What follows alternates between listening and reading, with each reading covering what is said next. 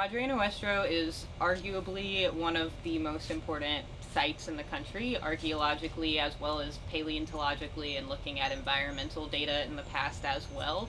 So we know that the cave formed and for a while was a dry cave because of the presence of those stalactites and stalagmites, which can only form in dry caves. And they've also found a lot of paleontological data about extinct species, so small non-human primate, as well as a couple of different species of sloth that went extinct actually around the same time that humans began to move into this area.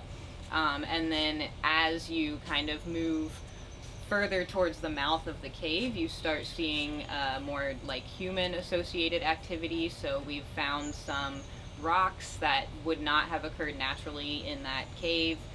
A lot of them have evidence of chipping or of use. And then again, as you move up the ledge kind of towards the mouth of the cavern, you start seeing Taino ceramic sherds, very small pieces of bodies. Most likely they would have been from potizas or water bottles, or maybe pots that were being used to carry water, or maybe cooking vessels that were being washed. We believe that most of the remains in this cavern are from like utilitarian objects. You read Las Casas, you read Ramon Panay, the early maybe a half dozen primary sources to get the background from the Spanish perspective. But what about the perspective of the Taino themselves? You know, they've got a story to tell. It's not just from the slanted view of those who were colonizing the America, but what about the archaeology of the Tainos? So the water sites themselves, we look for ceramics. That's an indicator for water gathering. I'm certain that these sites that are the caverns are not necessarily religious offering sites, and yet we do see objects that may be ceremonial. There are literally hundreds of karst topography sinkholes here in the southeastern portion, percolating with water that goes through to make these aquifers, make for these large systems. Some of them open up in sinkholes for use by the Taino. Some of them even today are drilling holes and use them for water supply. So the waters here in the area for the hotels and the resorts are all also functioning from those same aquifer systems. We recognize these freshwater caverns with 300-foot visibility as important sites, not only just for water, but also for recreation. Many of these sites have been turned into recreational sites. Now, obviously, that's impacted the cultural material in these sites. I know back in the 70s and 80s, there's lots of publications of people diving in these caverns and picking up intact vessels. They've all been, for lack of a better word, hobby hunted or even looted of their archaeological integrity. So now we're down today for many of these sites looking at very small pieces. Some of the stones we see that are being carried in there, the lithic tools that we find from earlier culture times, the ceramic pieces, they tell us that it was used as a water supply, but it doesn't tell us what this might have looked like 20 years ago.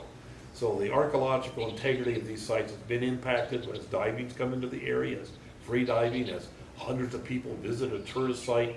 You can't expect that site to tell you the same information that might be a remote area that's not touched yet. As archaeologists, we have to look at both. They're both important to us, and they all tell the same story. Is what about these Taino? Who were these people? What were they doing? Where were they living? And how did they interact with their environment, which includes the entire area here of the national parks here in the east.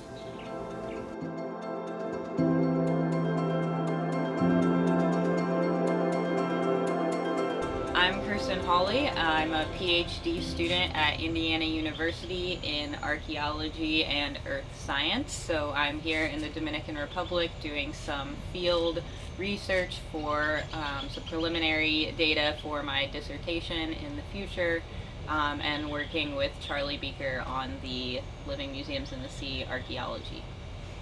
Taino is a cultural designation that we use for the late prehistoric peoples of the Greater Antilles, so Hispaniola, Puerto Rico, Cuba especially, and a lot of people think that they went extinct, which isn't true.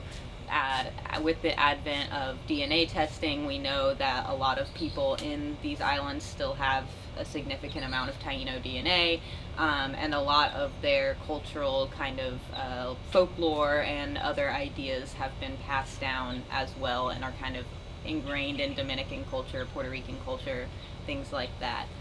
However, we don't really know what Taino means, because Taino is a very broad designation for a lot of different groups of people that the Europeans met when they arrived and kind of all lumped together, as the indigenous people of the area. Based on archaeology that has been done since then, we know that there are a lot of differences between groups on these different islands. So that's kind of what I'm looking at with my research, is starting to kind of identify, the specific group that was living in this area of Eastern Hispaniola, and try to identify kind of differences and commonalities and connections with other people in other islands, so that we can start to think about what kind of diversity is included in that Taino word. So I'm going to compare clay and ceramics from this part of the island to village sites and other types of sites in other areas, to try to basically see how much movement there are of these ceramics. So the reason that I'm targeting Padre first is because it is a submerged site, and I want to use other submerged sites in my research, and so I first have to make sure that that submersion, or basically being in solution for several hundred or thousands of years, would not necessarily impact the trace elements that are in the ceramics. So I'm hoping to begin with that and then expand the study to include more sites, so that I can compare and look at those connections across space. So we had a few meetings in Santo Domingo this round, and then I am coming back in July to really make some more connections and meet more community groups and all of that. As I said before, a lot of people kind of dismiss the Taino as being extinct, or as, kind of not existing anymore, which isn't true, and a lot of people now are beginning to reclaim some of that indigenous Caribbean identity. And so I'm hoping to work with, there's a ceramic workshop at Casa de Campo that they actually get, local clay, and then they do ceramics with it, so I want to work with them.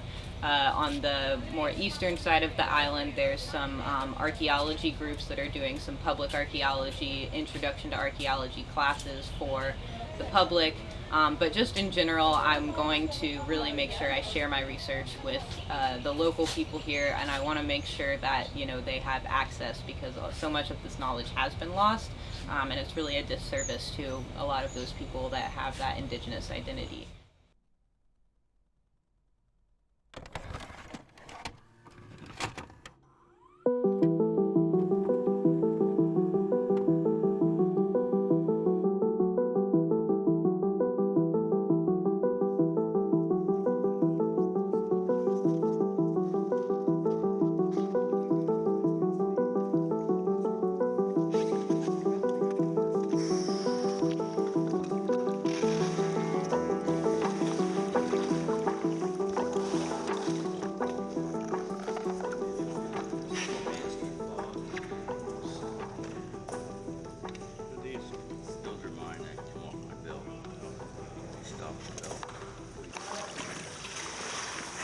Just remember the tree roots full of trash. One of the most important sites we went to based on those early discussions here with the government was the Aleta. The Aleta stands for the fin. It was named because of the former structures that were there. But the Aleta is a sinkhole. It's about the size of a ship's hatch cover, as described, we feel, by Las Casas. Las Casas, Ramon Panay, actually did take the time to try to learn about the indigenous culture here, and they recorded some things like religious beliefs, folklore, things like that the other Europeans weren't really paying attention to. They recorded a lot about this kind of axis mundi, or this connection between planes, I guess I would say, and the three planes that they identified that were really important to the Taino were the kind of heavens, or the stars, and then the material or earthly plane that we live on, and then this watery underworld underneath. So La Aleta is a little bit different than the other underwater sites because it is a sinkhole rather than kind of a cavern, so you can't really walk in. It's a hole in the ground in the middle of the forest in the East National Park here. And then once you get there, the sinkhole is quite a long way, I think about 200 feet before you hit the surface of the water, and then it's also very deep before you begin seeing any of the artifact deposits. But because the artifact deposit at the bottom is made up largely of intact things, so vessels, gourds, other kind of very important objects to the Taino, there's a canoe paddle, things like that. We think it's a ceremonial site because it seems to be that things were being deposited into this hole. And it's also unique because it has a sulfur chemocline kind of in between these two layers of water, which both protects them. So the water below the chemocline has very little oxygen, very little light, which allows a big preservation of organic artifacts, which is very, very rare in archaeology to have as big of a collection of organic artifacts as is at that site, as well as it creates this kind of milky division in the water that you would see if you dropped something in. And so you can imagine that if you believed in a watery underworld, if you put something in this hole, you would see it go down through this really clear water and then kind of disappear into this cloudy, milky sulfur layer, which is why we think it was kind of a very important site for a larger group of people. But I think also this site relates to Puerto Rico. Las Casas said there were boats coming, canoes, daily from Puerto Rico. I don't think it was daily, but certainly on a regular basis, canoes cross the Mona Passage. Where would they land? Right here in the southeast of Dominican Republic. Where would they go? I think they went to the Aleta.